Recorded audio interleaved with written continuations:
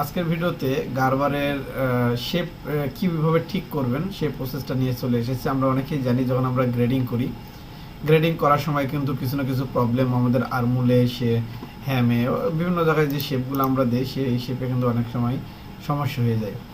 তো আমার স্ক্রিনে যেটা আপনারা দেখতেছেন সেটা কিন্তু দেখতেছেন এখান থেকে বড় সাইজগুলো শেপগুলো কিন্তু অনেকটাই কিন্তু খারাপের দিকে গেছে।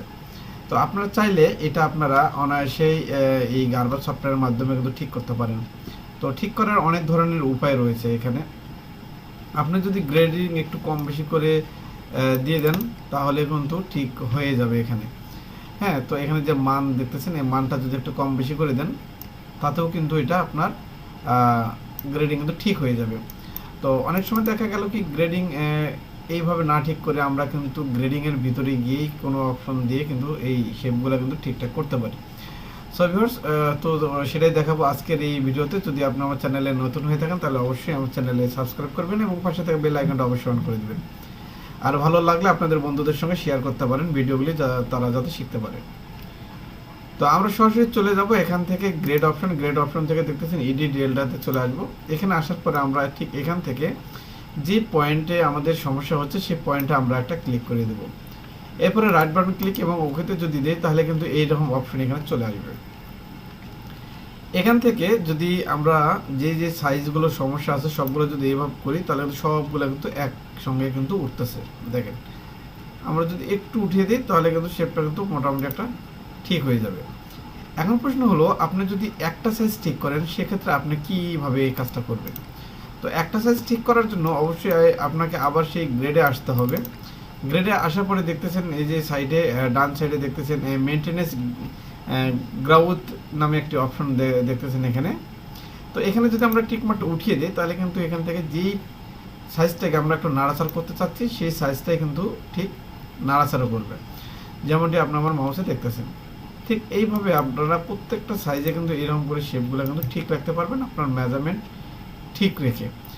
আর অনেক সময় দেখা গেল কি যে এই বেস সাইজ যদি ঠিক না থাকে তাহলে কিন্তু সেই সাইজগুলো কিন্তু এইরকম কিন্তু হয়ে যায়। তাহলে সবার আগে আমাদেরকে চেক করতে হবে বেস সাইজটা, তারপরে কিন্তু আমরা এই গ্রেডিংয়ে কিন্তু চলে যাব।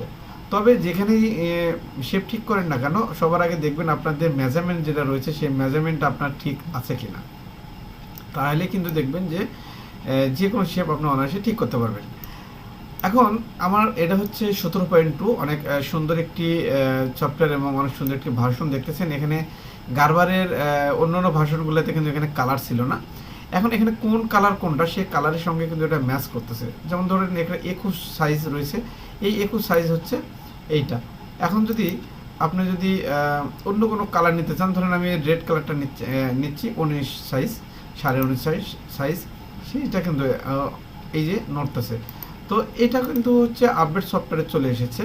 তো আপনারা চাইলে আপডেট সফটওয়্যারগুলো ইউজ করতে পারেন বা শিখতে পারেন বিভিন্ন ধরনের ইউটিউবে ভিডিও দেখে অথবা কারো মাধ্যমে।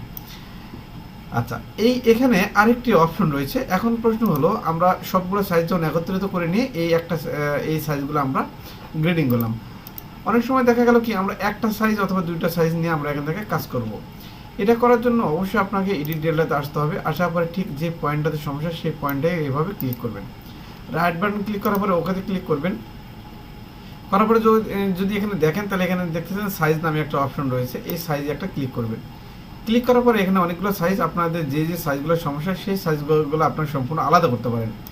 এই যে 20 থেকে আমি 21 পর্যন্ত 3টা সাইজ নিলাম, ওকেতে দিয়ে দিলাম। দেখেন বেস সাইজটা বেস সাইজের জায়গায় থাকবে এবং এখান থেকেই 3টা সাইজ কিন্তু আলাদা হয়ে যাবে। এই 3টা সাইজ আলাদা হয়ে যাওয়ার পর আপনার যদি এখানেই কাজ করেন তাহলে আপনার বেস সাইজটা ঠিক থাকবে এবং অন্য সাইজ যেগুলো আছে ঠিক সেই সাইজগুলো ঠিক থাকবে।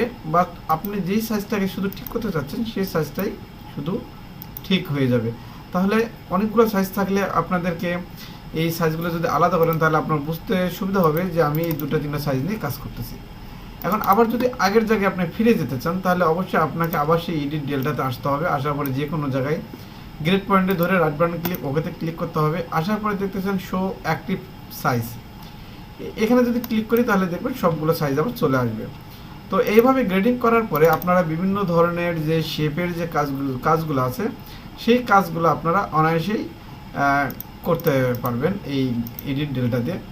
আর এখানে একটা জিনিস আমার কাছে সবচেয়ে ভালো লেগেছে যে গ্রেডিংয়ের যে কালারটা রয়েছে রংধনু সেটিংয়ে যে অপশনটা রয়েছে রংধনুতে ক্লিক করলে সব কালারগুলো চলে আসে। ঠিক এখানে ক্লিক করলেই দেখবেন এই কালারগুলো কিন্তু চলে এসেছে। আগে কিন্তু মূলত এই কালারটা কিন্তু এখানে অন্যান্য সফটওয়্যার কিন্তু ছিল না। আপডেট ভার্সনের যে সফটওয়্যারগুলো আপনারা পাবেন সেই যে অপশনগুলো কিন্তু এখানে দিয়ে দিয়েছে। সো এই ছিল আজকের ভিডিও, দেখিয়ে দিলাম যে শেপটা আপনারা কীভাবে ঠিক করবেন। অনেক সময় দেখা গেল কি বিভিন্ন ধরনের কাজ করতে গেলে এই সমস্যাগুলো যখন হয় তখন মাথায় চলে আসে যে এই সমস্যাগুলো সবার সামনে যদি তুলে ধরতে পারি তাহলে সবার জন্য উপকার হবে।